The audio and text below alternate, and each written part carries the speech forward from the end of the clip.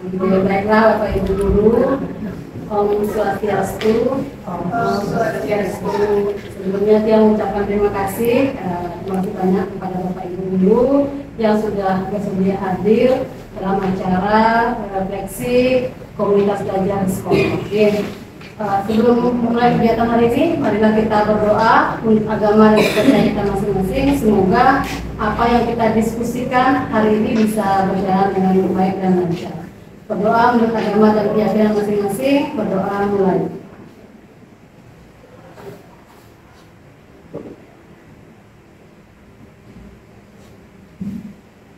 Berdoa selesai. Adapun susunan acara kita pada hari ini, yang pertama pembukaan, yang kedua adalah refleksi kegiatan komunitas belajar, yang ketiga hal lain, yang keempat penutup. Nah, bagaimana perasaan Bapak Ibu hari ini? Perasaannya senang. Terus kabarnya bagaimana? Luar biasa. Baik, luar biasa. Bumang, gimana kabarnya? Baik, Nah, Bapak Ibu, pada hari ini kita akan merefleksi kegiatan komunitas belajar kita. Ada yang masih ingat apa nama komunitas belajar kita? Senja. Ya, Senja ya, komunitas Senja, singkatan dari Senja. Jadi kita akan refleksi sudah 6 bulan perjalanan komunitas kita akan refleksikan hari ini. Nah, sebelumnya saya ingin tahu nih, menurut versi Bapak Ibu, komunitas belajar itu apa? Apa itu komunitas belajar menurut versi Bapak Ibu yang Bapak Ibu ketahui? Nah, siapa yang mau memberikan? Ya, silakan Bu Rusti. Menurut Tiang, komunitas belajar yang setahu Tiang itu kelompok guru untuk berbagi ilmu, pengetahuan yang mereka ketahui untuk memberikan pengalaman atau praktek baik terhadap teman-teman mungkin yang belum begitu mengetahui tentang pembelajaran yang aktif di kelas. Oke, baik. Tapi untuk Rusti itu berbagi praktek baik ya, dengan sama teman. Ada lagi yang lain? Ya, cuma Tiang pendapat juga dengan Bu Rusti akhirnya. Menurut Tiang juga komunitas belajar itu sekelompok atau kumpulan dari guru-guru yang dimana melakukan berbagi, saling berbagi apapun pengalaman dari guru-guru yang lain yang dirasakan di dalam kelas atau pengetahuan yang telah dipahami oleh mereka. Jadi saling berbagi sehingga saya yang dari tidak tahu jadi menjadi tahu, begitu juga sebaliknya apa yang saya pahami saya berbagi juga sehingga dalam komunitas belajar ini saya sangat merasa senang karena saya dapat banyak pengetahuan dan banyak juga manfaat-manfaat yang saya dapatkan dari komunitas belajar ini. ada lagi yang Baik, dari Tiang pribadi, komunitas belajar itu adalah sekelompok pendidik yang senantiasa selalu berkolaborasi tentunya secara rutin untuk meningkatkan kompetensi dirinya, kemudian untuk meningkatkan juga kualitas pembelajaran sehingga nanti itu akan berdampak pada hasil belajar peserta didik. Berarti kata kuncinya itu adalah meningkatkan kompetensi guru yang juga nanti akan berdampak pada hasil pembelajaran peserta didik. Nah, di komunitas belajar itu terbentuknya kan karena adanya kegelisahan atau permasalahan yang ditemui atau dihadapi oleh guru-guru di kelas, sehingga kita duduk bersama, kita diskusikan secara bersama-sama untuk mencari permasalahannya, terus melalui praktek baik, kan begitu ya. Nah, menurut Bapak Ibu, apakah komunitas belajar itu perlu diadakan di sekolah? Perlu sekali ya komunitas belajar itu. Nah, kira-kira apa tujuan kegiatan komunitas belajar di sekolah? Apa yang bisa memberikan masukan tujuan diadakan komunitas di sekolah? Kenapa ada kumpul di sekolah rumah? Tujuan kenapa harus ada kumpul di sekolah itu seperti yang bilang tadi, untuk saling berbagi, Bu. Jadi kan mungkin teman-teman yang lainnya banyak pengalaman atau pengetahuan yang mereka punya. Jadi di dalam komunitas ini kita selesaikan sama-sama. Apa yang saya tidak tahu saya tanya sama teman-teman. Jadi kita saling berbagi di dalam komunitas ini. Jadi manfaatnya itu sangat banyak yang dirasakan dalam komunitas ini dan sangat penting. Oke, bagus. Yang pertama itu saling berbagi, kolaborasi. Selanjutnya, Bu Desi. Oke, saya sedikit Bu, saya setuju dengan Bu Lali, tadi ada kolaborasi, jadi hampir mirip dengan definisi dari komunitas belajar menurut Bu Sukma tadi. Jadi dengan adanya komunitas belajar, kita bisa meningkatkan kompetensi kita sebagai seorang pendidik. Bersama-sama dalam komunitas kita berkolaborasi, saling mengisi, kemudian dampaknya nanti untuk kualitas pembelajaran di kelas. Selain itu juga dengan adanya kurikulum merdeka, jadi kan pemahaman tentang kurikulum merdeka itu tidak seperti kurikulum sebelumnya. Ada diklat, workshop, jadi kita sebagai guru itu dituntut untuk bisa belajar bersama komunitas, entah itu komunitas belajar di dalam sekolah ataupun di luar sekolah. Dengan adanya kurikulum merdeka ini, kita dituntut atau kita diajak untuk berkolaborasi bersama. Kita tidak boleh pelit dengan teman, harus berkolaborasi, berbagi, pakai baik. Ada lagi? Ya Pak Adi. Waktunya, mungkin saya sangat setuju dengan berdua ini, Bu Rai dengan Bu Desi. Pertama, imbasnya ke saya kan baru di sini dan sama senior saya yang di luar sini banyak ilmu yang saya serap. Pertama, karena saya di bidang olahraga, jadi banyak di lapangan.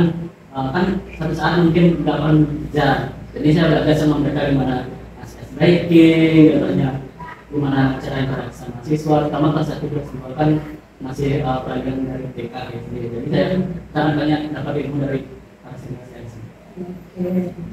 Jadi menurut Pak Adit, dengan adanya kombel ini wadah yang menjadi suatu wadah untuk kita bisa sharing, kita bisa berbagi praktek baik, berkolaborasi. Karena kalau sudah di luar tidak ada kombel kan kita tidak bisa duduk bersama, ya, untuk sharing.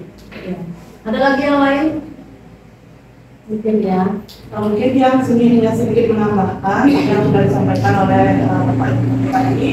Jadi menurut yang juga adanya komunitas belajar ini juga sangat penting dikarenakan untuk menghilangkan ketimpangan kompetensi antara guru-guru yang mengajar di sekolah. Jadi nanti diharapkan peserta didik itu mendapatkan pengalaman yang sama siapapun nanti yang mengajar di kelasnya masing-masing atau bersama wali kelasnya masing-masing seperti itu.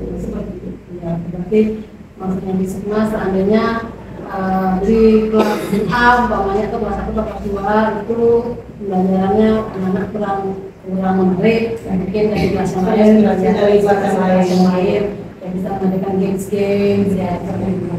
Oke, bagus sekali. Nah, apa yang Bapak Ibu pelajari selama di komunitas belajar?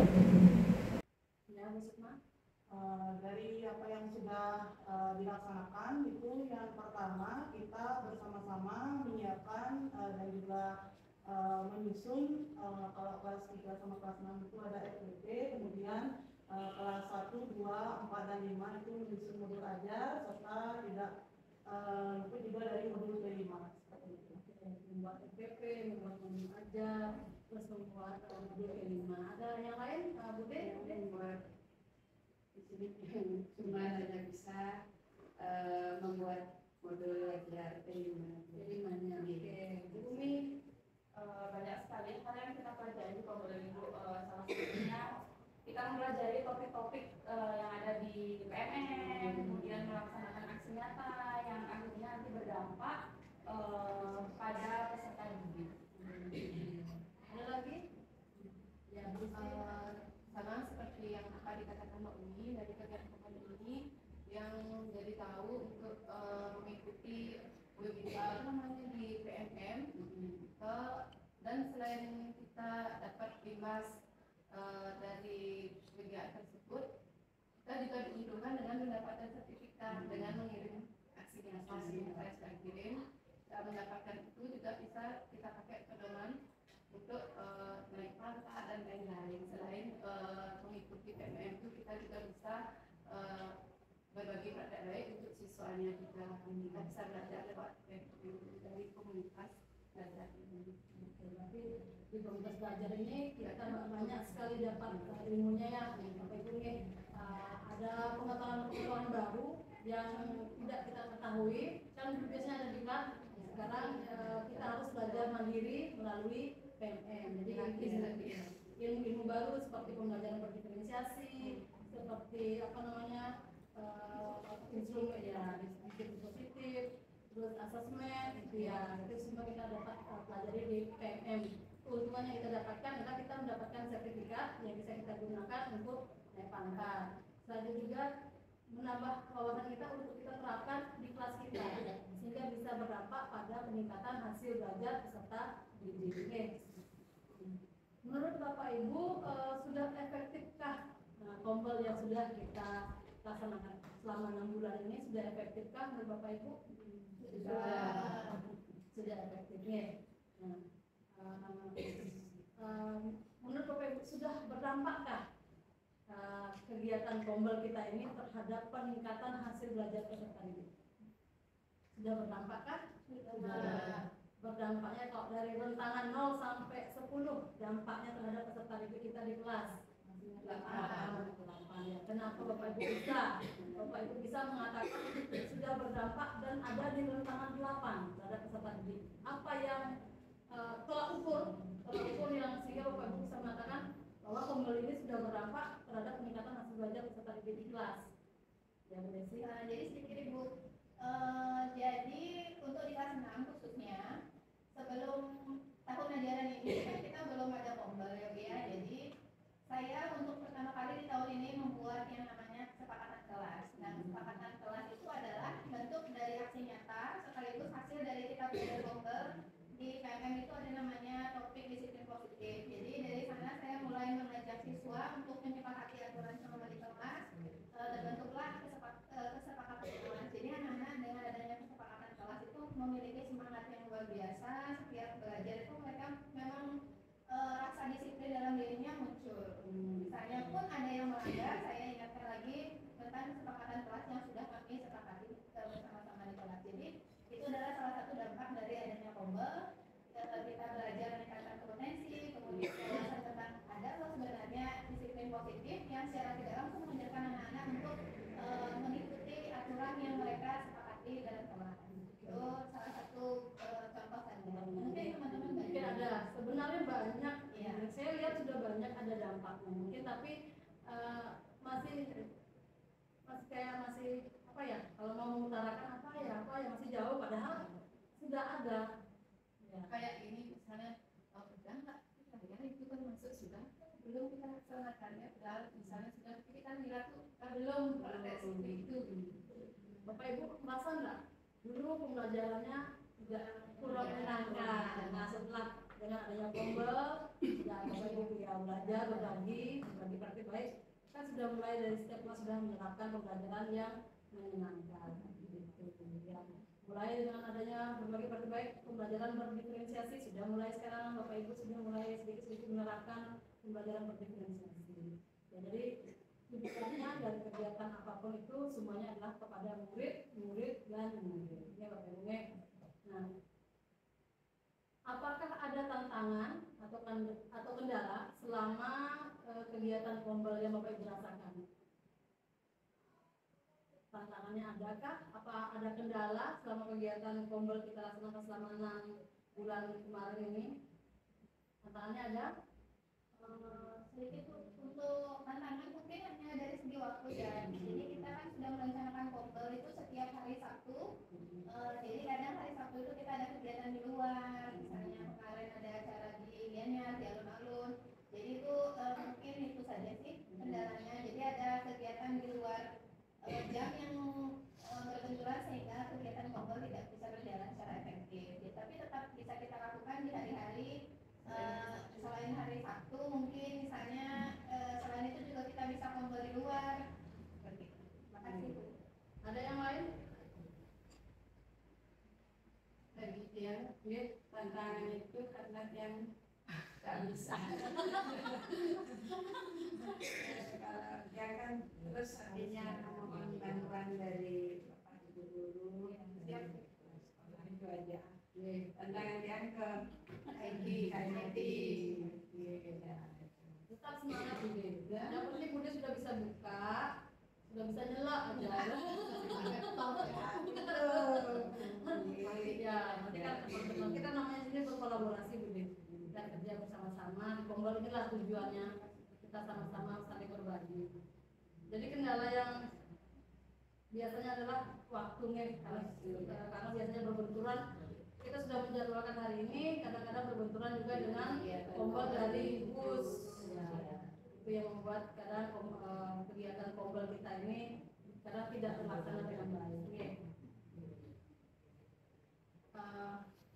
Hal apa yang Bapak Ibu rasakan sudah baik dari kegiatan Kombol kita ini?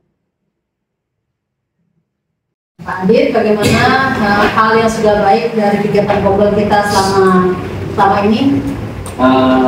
Kalau dari saya, yang pertama yang saya pelajari di sini ya, yang pertama membuat video pembelajaran yang bagus seperti diajar sama suhu kita. Ya, ya kan. Capcut. Iya. Biar serius banget. Yang kedua, yang kita tahu sama, iya, kita sama Bu Sukma dan Mulai dan Bayi juga pakai apa kan.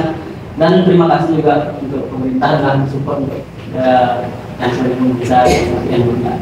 Pakai belajar ya dengan menggunakan ID belajar sehingga kita bisa mendownload yang premiumnya.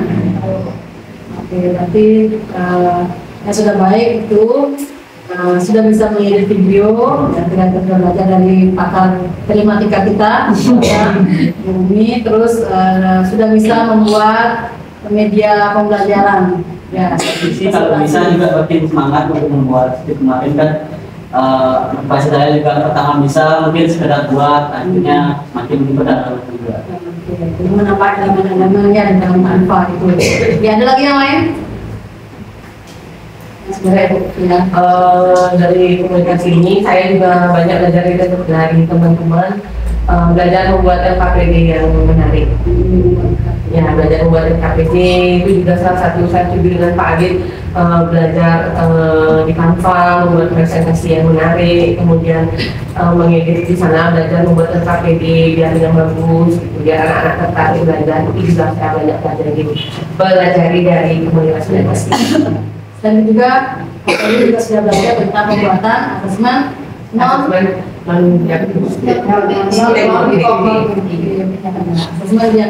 non kognitif yang menggunakan apa Bapak Ibu menggunakan kan ya. Nah, adakah hal yang belum baik dari kegiatan Kombol kita selama ini? Adakah kegiatan yang belum baik yang Bapak Ibu rasakan kayaknya harus ditingkatkan ya? Belum maksimal kegiatan yang terlalu Terutama dari segi waktu itu tadi kurang efektif jadinya. Jadi yang perlu kita tingkatkan dari segi waktu. Mungkin misal hari Sabtu kita ada kegiatan, sebenarnya kan bisa kita ganti hari lain. Nah, itu yang perlu hal yang perlu diperhatikan ya dari segi waktu. Mungkin sekali-sekali kita bisa karena terbentur di Sabtu terus ada kegiatan, mungkin secara daring lah seperti sekolah-sekolah lain ya kita akan coba secara daring ya webinar kecil-kecilan ya.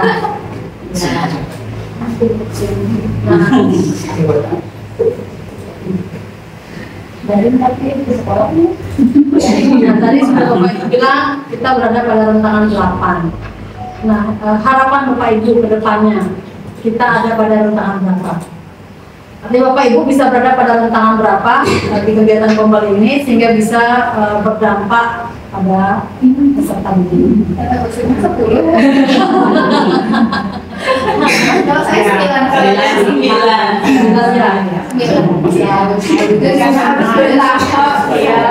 karena tidak bisa langsung sempurna ya.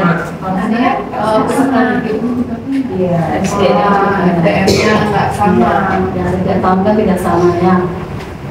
Tapi kalau sudah yang berdampak itu kan adalah anak-anak yang kelas 6 itu sudah mulai dia belajar tanpa kan, ya, mereka mulai diterapkan pembelajaran IT di sana. Oke.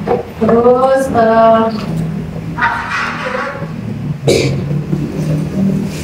nah, untuk mencapai rentanan yang Bapak Ibu bilang tadi di angka 9, apa yang akan Bapak Ibu lakukan? Kan harus ada targetnya, saya punya target ke angka 9 nih tahun depan. Apa yang harus saya lakukan untuk mencapai target itu? Lebih aktif di kegiatan Berarti Bapak Ibu akan lebih aktif lagi di kegiatan kompol ini, terus akan lebih aktif lagi di PMM. ya, tapi Jadi modul lain. Berarti belajar secara mandiri, mempelajari modul-modul yang ada di PMM. Apakah mempelajari saja dan pasti ujungnya adalah muasalnya diterapkan di kelas sehingga bisa meningkatkan hasil belajar peserta didik. Itu harapannya, tujuannya ke sana ya Bapak Ibu.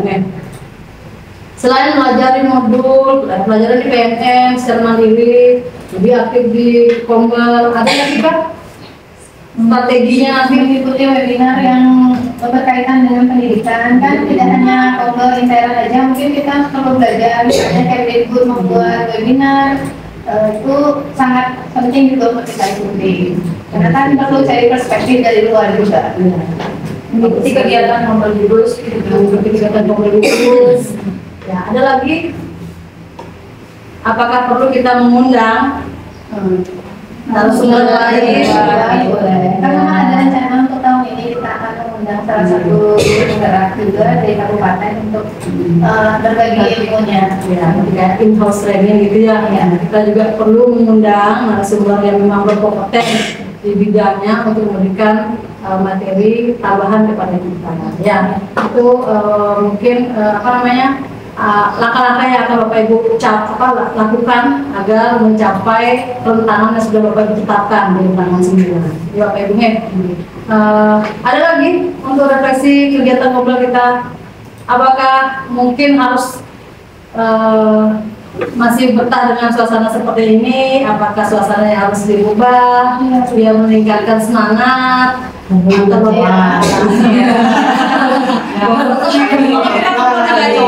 makan, bukan Kombel namanya.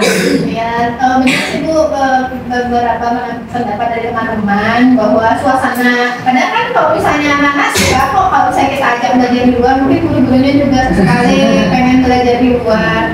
Jadi bukan di tempat makan, di Kesiman itu ada kayak tempat untuk belajar, di sana ada buku-buku banyak, jadi kita bisa sambil baca buku, sambil diskusi, terus suasananya outdoor. Siapa tahu kalau misalkan kita mau sambil ngobrol di situ malam. Itu yang saya ingin dapatkan dari teman-teman masukan seperti itu. Bu, mungkin suasananya kayaknya kita bahas sekali Bu kan ya, ada masukan, jadi kita bisa refleksikan ke depan biar lebih semangat kegiatan Kombel kan bisa sekali-sekali kan tidak setiap satu mungkin sebulan sekali Kombel kita adakan untuk 2 sekolah kan bisa itu setelah jam pulang anak-anak ya bagus sekali masukannya. Ada lagi yang perlu ditambahkan Bapak Ibu? Berarti intinya yang dapat simpulkan, jadi komunitas belajar itu sangat penting ya, sehingga dari kegiatan komunitas belajar ini Bapak Ibu bisa mendapatkan ilmu baru yang Bapak Ibu bisa terapkan di kelasnya masing-masing untuk meningkatkan hasil belajar dari peserta didik ya. Ada lagi yang menambahkan kesimpulan hari ini? Pas Bu. Bu lain biasanya bisa. Dan saya kira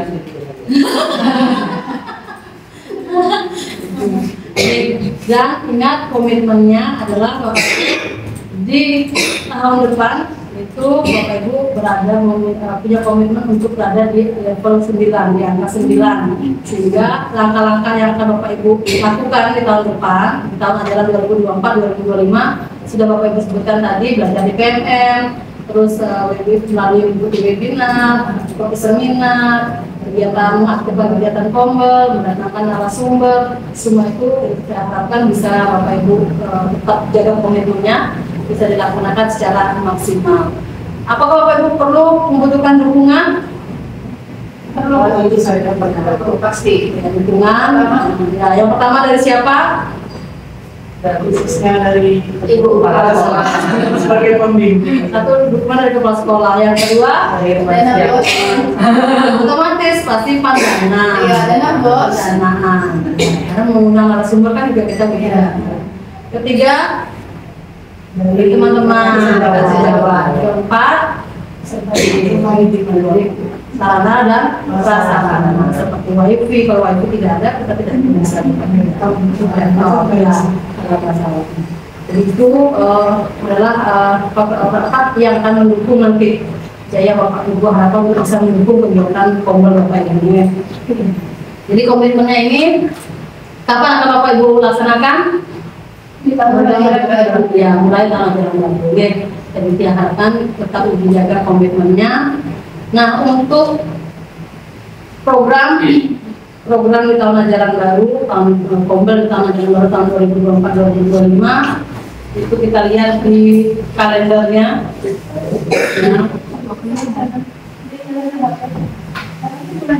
Kita lihat di bulan Juli itu kita masuknya kan tanggal 15. Ya, tanggal 15 kita masuk, berarti 1 minggu itu masih MPLS. Itu ingat kelas 1 sampai kelas 3 itu masih pembelajaran transisi PAUD yang menyenangkan. Sampai kelas 3 ya? Ya, 1, 2, 3. Itu 1 minggu apa 2 minggu? 1 bulan kan 2 minggu. Kemarin 2 minggu ya? Mungkin 2 minggu kita lihat. Sama aja Ya, 2 minggu aja. Oh iya. Berarti Kombel kita Oke, kita mulai dari tanggal 27 Juli 2024 itu apa yang akan Bapak Ibu buat di sana? Menyusun aja. Dari kelas 1 sampai kelas 6. Terus di tanggal 3 sampai tanggal 10. Kalau sampai 10 ya masih modul aja. Ya. Agustus masih membuat modul aja. Terus tanggal 17 libur tuh ya. Ini ada 24 sampai 31 jadwal digugus. Ya, kita coba buat aja dulu. Itu membuat modul P5. Seharusnya sih modul P5 ini sudah ada dari awal, sudah ada sebenarnya. Berarti ini 2 sampai 10 Agustus, 27 Juli sampai 10 Agustus pembuatan modul ajar dan modul P5 cara berbarengan.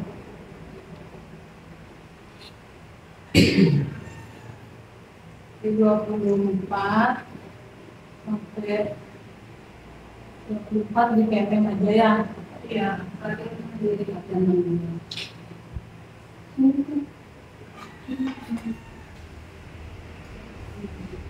Selanjutnya kita situasional aja, menyesuaikan dengan apa yang menjadi kebutuhan di lapangan. Ini Bapak Ibu, saya rasa sekian refleksi Kombel kita hari ini. Semoga kedepannya kita bisa lebih aktif lagi dalam kegiatan Kombel dan bisa berkolaborasi berbagi praktek baik. Oke, yang tutup kegiatan refleksi Kombel hari ini dengan melakukan Palang Santi. Om Santi Santi Santi.